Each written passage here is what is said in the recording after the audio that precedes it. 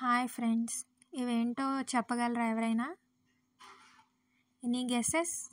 ఇవి cocoa beans. వీటితోనే మనం చాక్లెట్స్ తయారు చేసుకుంటాం కదా. మనకి ఫ్యాక్టరీస్లో అలా ప్రిపేర్ చేసి మనకి డైరీ మిల్క్, 5 స్టార్ ఇవన్నీ బయట షాప్స్లో తీసుకుంటాం కదా. ఈరోజు నేను హోమ్ మేడ్ చాక్లెట్ ఎలా చేయాలో చూపిస్తాను. ఫస్ట్ కోకో బీన్స్ తీసుకుని వాటిని కొన్ని రోజులు అలా వదిలేసిన తర్వాత ఇలా ఎండబెట్టి రోస్ట్ చేసుకోవాలి. తర్వాత మనకి ఇలా బయట షెల్ తీసేస్తే ఇలా వస్తాయి బీన్స్. వీటిని బాగా ఫైన్ పౌడర్లా గ్రైండ్ చేసి షుగర్ యాడ్ చేసుకుంటే మనకి కోకో పౌడర్ రెడీ.